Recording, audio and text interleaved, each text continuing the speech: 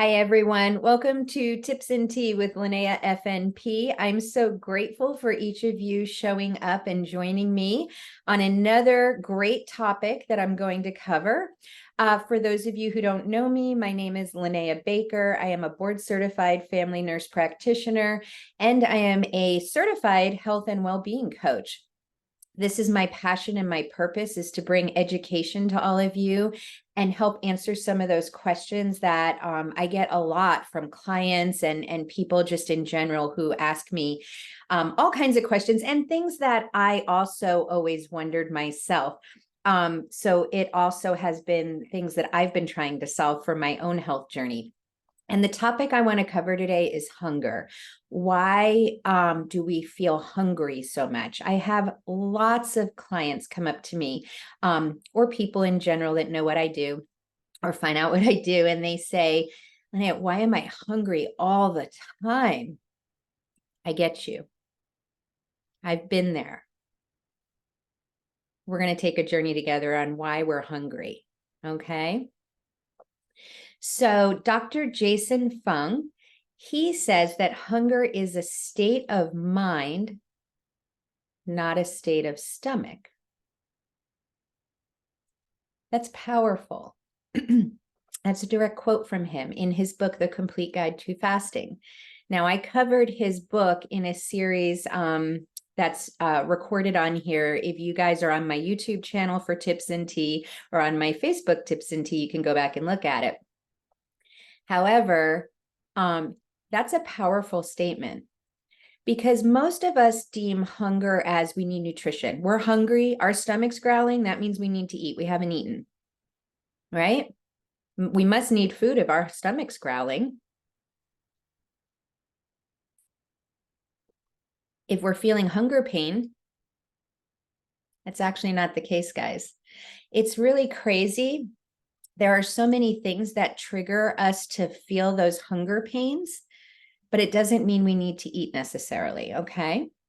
So hunger can occur usually 2 to 3 hours after eating, but there's many people like myself. I was the person, even as a kid, I remember being hungry a lot. I mean, we ate, my parents provided us with plenty of food, but I was the kid that ate a bowl of cereal like Cheerios or something in the morning. We didn't have all the sugary stuff growing up in our cereals. But even just having a bowl of Cheerios, I'd go to school and be starving and looking at the clock till when was it lunchtime? And I would just keep fixating on my stomach being hungry. Okay. And how many of you guys can relate to that? You get hungry right after a meal. How many of you feel like you need to eat something sweet after a meal? That used to be me. And I used to be hungry a lot. And I've been able to conquer that. And it's because I looked at the root cause of what actually is causing hunger and how do I correct it. So we said typically hunger occurs 2 to 3 hours after a meal. And the reason that is when we eat a meal, and it doesn't matter what macronutrients are in it, whether it's carbohydrates, protein, fats, all those things are going to be used as energy. And your body takes the food and uses the glucose, which is your sugar that it gets from the food, and uses that as the immediate energy. And then it takes that glucose and it needs to store the rest out of the blood. And so it puts it in the liver stored as what's called glycogen. And I want you to think of the liver storage glycogen as the refrigerator. So we put that extra sugar away, that glucose in the liver, and 2 to 3 hours after we eat, those levels have started to drop.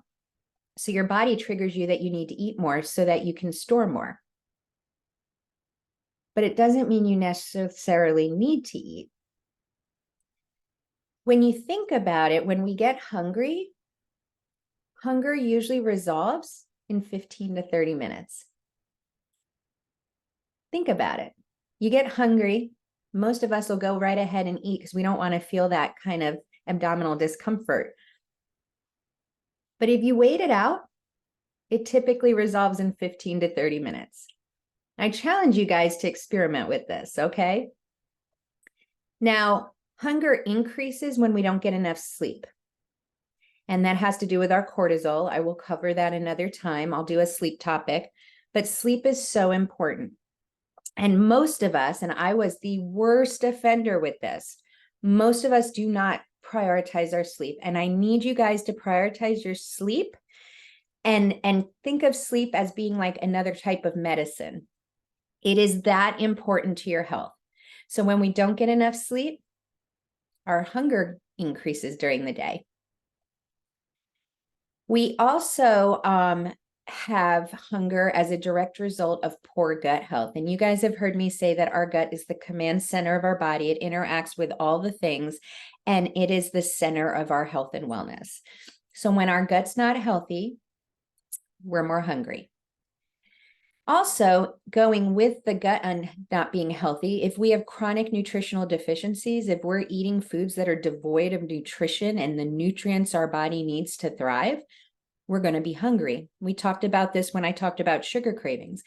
Our bodies are wanting the nutrition it needs, doesn't know where to get it. So we start having those sugar cravings. We're hungry a lot. That all ties together. Now, something that's pretty cool and sounds like an oxymoron is that hunger actually goes down when we do intermittent fasting or time-restricted eating. We go longer periods without eating and we're less hungry. And I've had clients tell me this, Linnea, it's so weird. If I don't eat breakfast, I'm not as hungry. If I eat breakfast, I'm hungrier.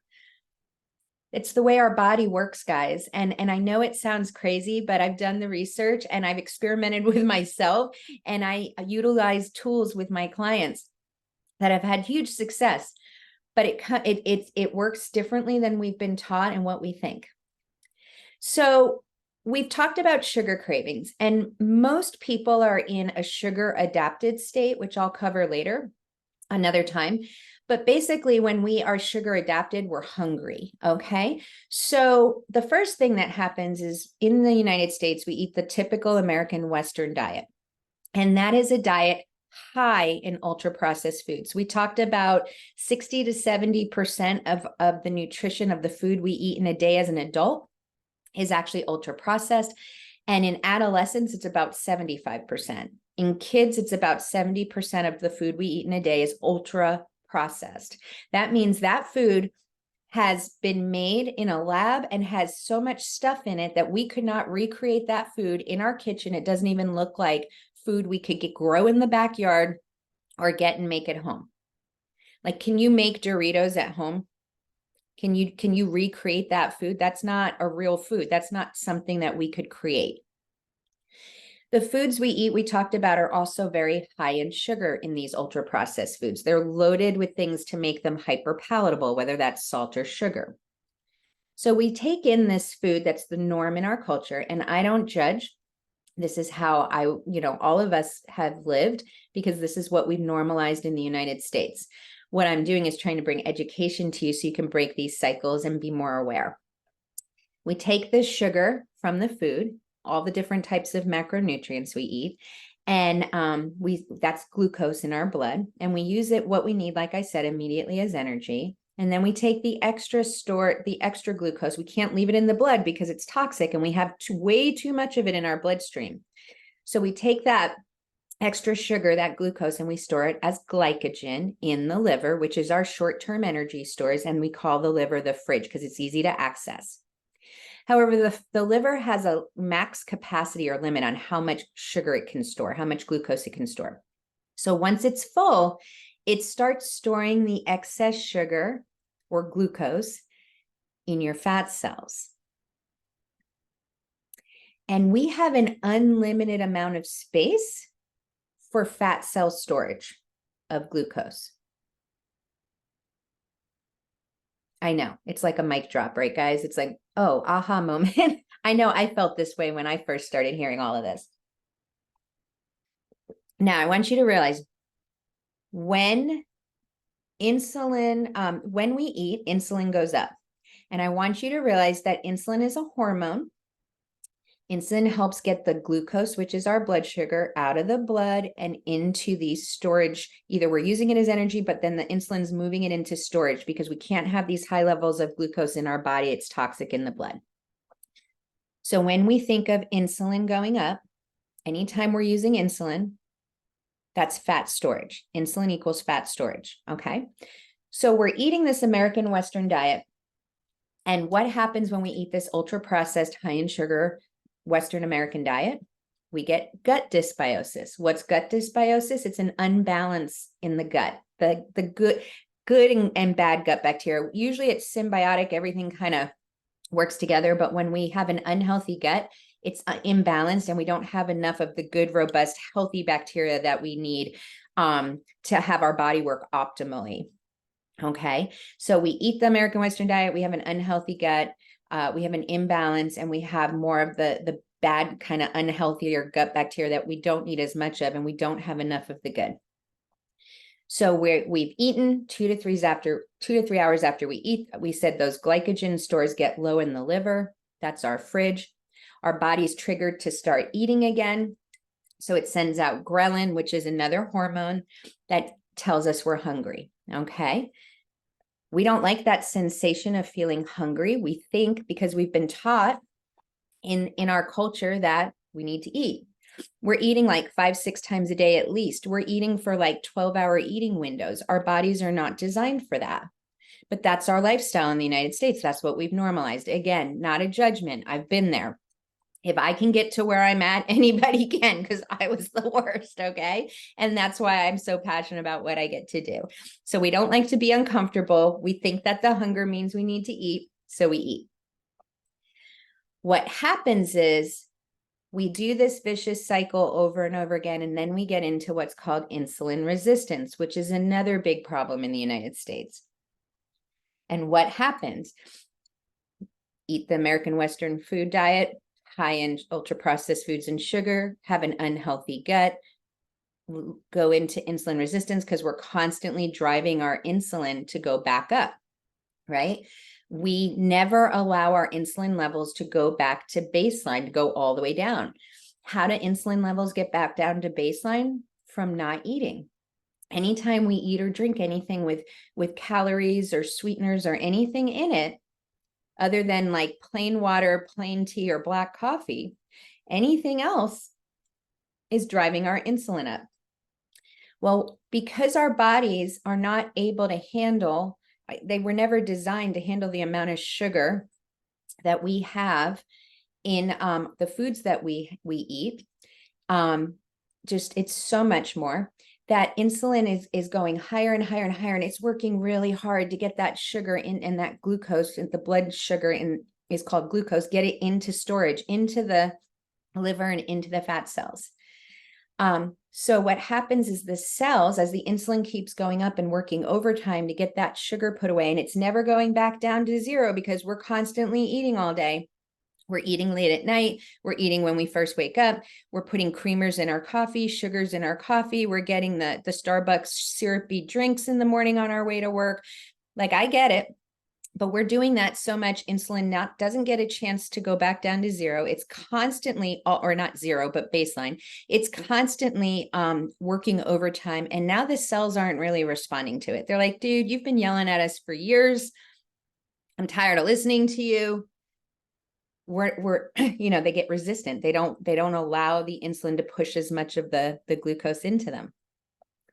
When we start getting insulin resistant, that's when we start gaining weight. That's also when our gut's unhealthy, and especially when we're going into insulin resistance, but even with an unhealthy gut, we're leading to chronic inflammation, which is the root cause of the chronic diseases we deal with in the United States. And we'll cover that later as well. I don't want to get sidetracked. I can easily go down a rabbit hole, and we're not going to do that today. So, okay, we have insulin resistance. Then what happens? All right, we started with an American Western diet of ultra processed foods high in sugar. We have an unhealthy gut because of the way we eat. That unhealthy gut, we're getting into insulin resistance now. What happens next? Type 2 diabetes. Because as we're having more and more trouble getting that glucose stored in the cells, because we're needing more and more insulin to do the job that it used to do with less insulin, because it's been working overtime for so many years. And we're talking like 10, 15 years of this vicious cycle going on and on. And so what happens is large amounts of insulin, glucose doesn't get stored in the cells as efficiently and effectively as it was. We're still eating a ton of foods with sugar, high sugar levels. So our blood sugar levels start to stay high because the blood sugar doesn't have anywhere to go because the insulin's not able to force it into the cells because the cells aren't as responsive anymore. Okay. That's when medication comes into play because it's dangerous and toxic for our blood levels, our blood sugar levels to have that high as sugar. Okay.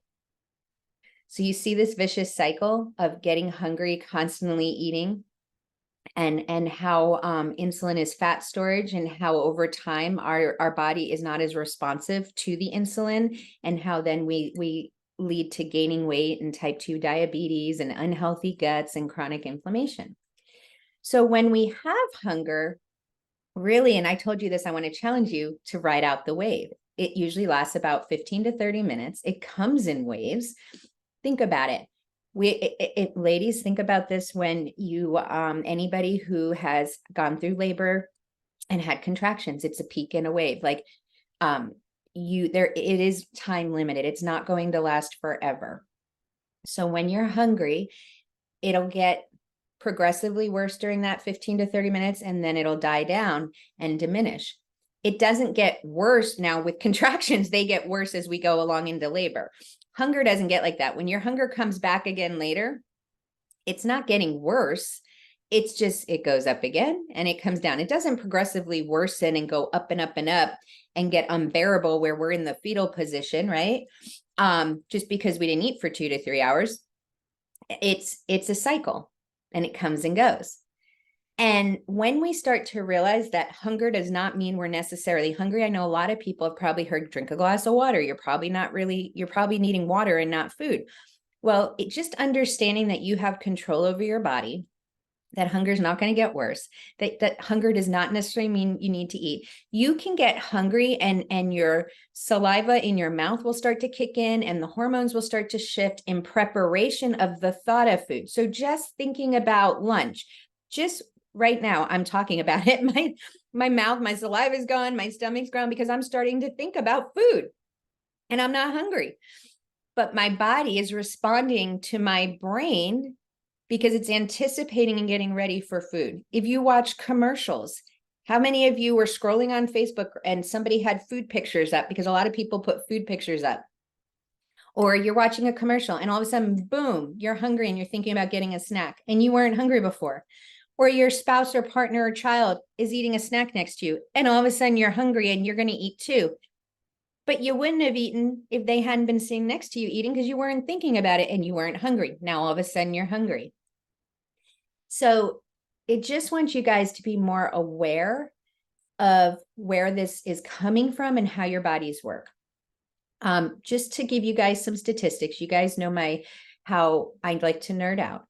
70% of the United States adult population is overweight or obese. And we've normalized that. We've said it's okay. And I'm not, like I said, I'm not passing judgment. I've been there. I was very unhealthy. That's why I'm so passionate and want to help you get on a sustainable, holistic lifestyle health journey that will help improve your health and help you thrive and feel better. Okay. We talked about ultra processed foods and what that is. Like 70%, 60 to 70% of the adult population is eating ultra processed.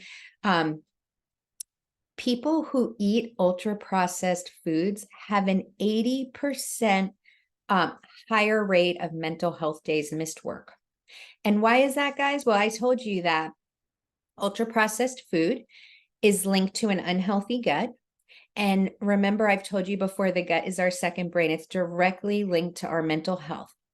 So the food we're eating has a direct impact on our mental health too. So when we eat like junk, we feel like junk. I've already told you guys before that half the adult population in the United States is either diabetic or pre-diabetic. And those are really sad numbers. So the bottom line here, just remember that hunger is a hormone signal. It's not a state of the stomach. It doesn't mean that you necessarily need to eat right away. Remember that ultra processed foods, including artificial sweeteners, guys, this was a big one. I was a Diet Dr. Pepper addict when I was back up until about 3.5 years ago.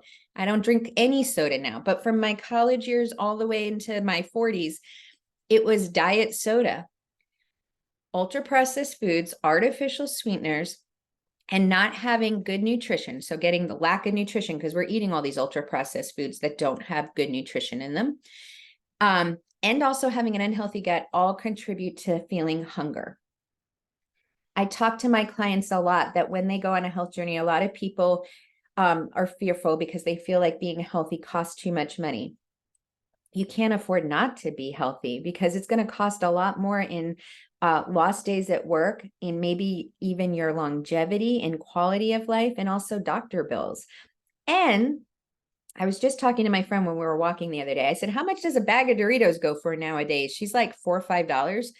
I'm like, I can get people on a health journey that is very affordable, and you save money because you're not as hungry, because your body's getting good nutrition.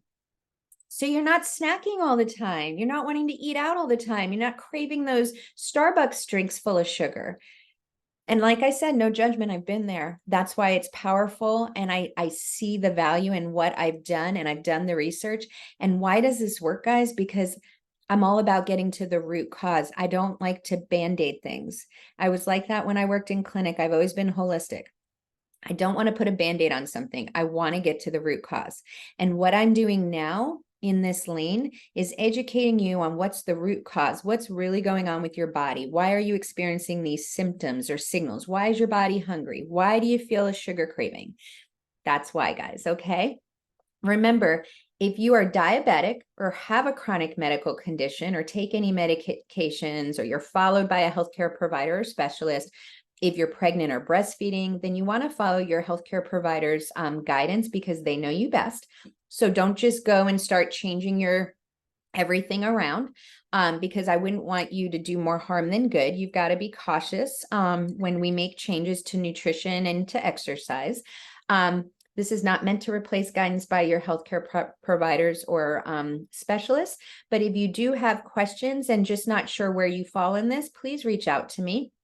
You can private message me. You can comment below. You can also reach me at my email, which is Linnea Baker, or Linnea, Linnea hyphen Baker, B as in boy, AKER, at live, LIV as in Victor, E.com.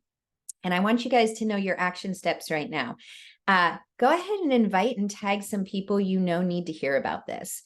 You can impact other people's lives by helping me spread this message and invite people to my group, to my YouTube channel, to the Tips and Tea YouTube channel, to the Tips and Tea Facebook private group, and tag them, because then they'll get to hear this information too, and they can start working on their personal health journeys. So many people need to hear this, guys.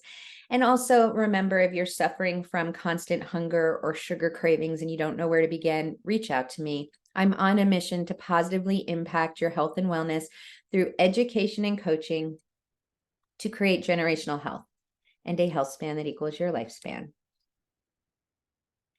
Guys, until next week, be safe and know that I'm thinking of you. Thanks for your time. Very grateful for each of you. Take care.